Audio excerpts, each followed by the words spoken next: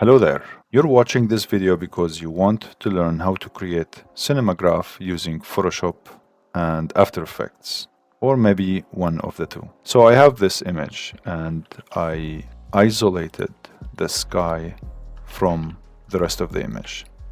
So Cinemagraph, ultimately it's freezing most of the image that you have and then replacing one component, or maybe two if you want, or more, with animation or a video. So in this example, what I want to do is to take the sky and turn it into something wacky. So now that I have the scene this way, I'm gonna go Control-Shift-S and then save that file as Cinemagraph, and it's right there. All right, here I am in After Effects. Double click on the project area here, then import the Cinemagraph Photoshop file. What I want to do here is not to import it as footage or composition, instead composition and retain layer size. Hit OK. It's already pre-composed. I can simply just double click on it. Okay, so now I have the sky separated. If you want, you can do something with the sky, but I just want to simplify it. I'll try my best not to get fancy.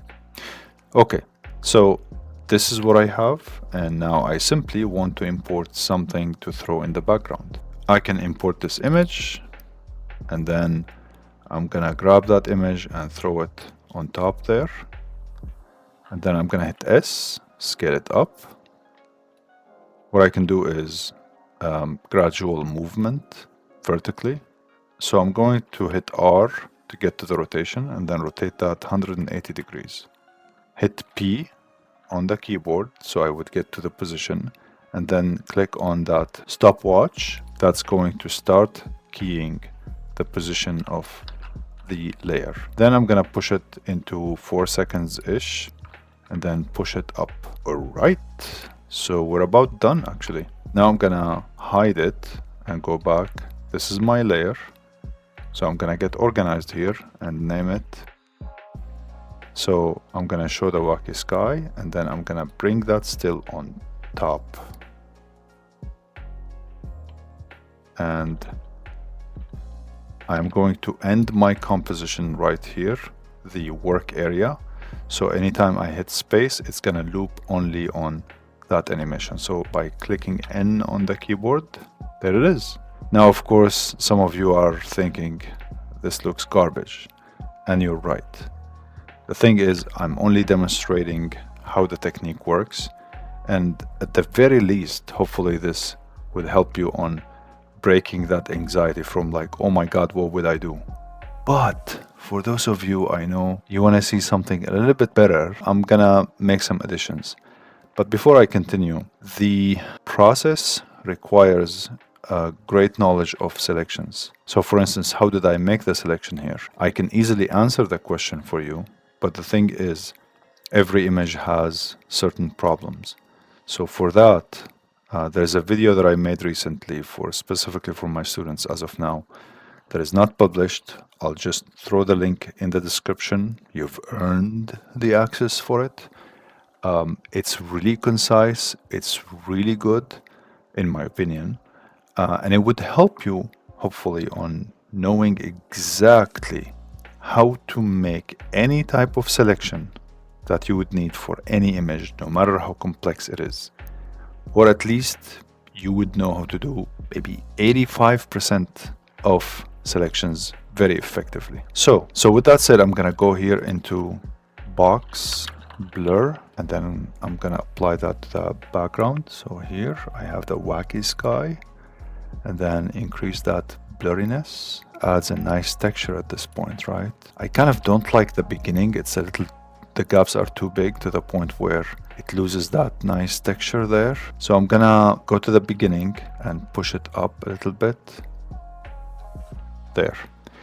I can also experiment with distorting that image like that. Let's see what we get in that case. You know what else I can do? Here is the still, just so we can see better.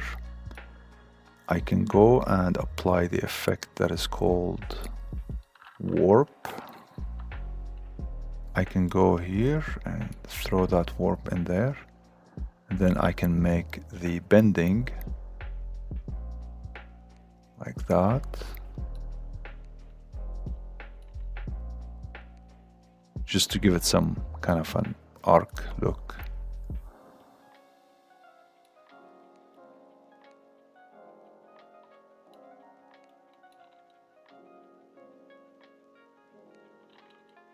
Maybe that's enough. So I'll click here to copy that key, Control X on that key, go here, Control V. So that had moved the key from here to there, overwritten. And now if I click on the still, I know, you want to see more. You know what? Fine. Here.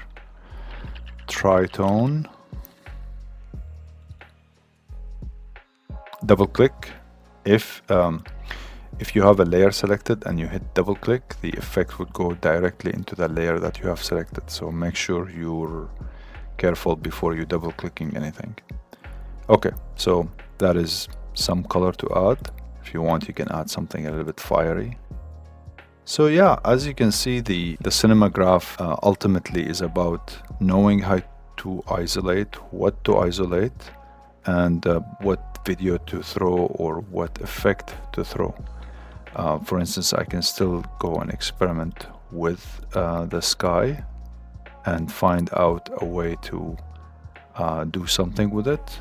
You can easily experiment with that, but hopefully this gave you some introduction and introduced you into a few of the effects where when you go to another project, you're now familiar with the tritone, you're familiar with the warp, you're familiar with overall process.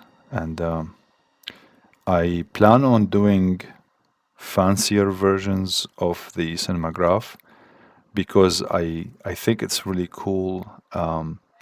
It's kind of it could give you easily some jarring results, could easily give you some Monty Python kind of wacky stuff, which is really interesting.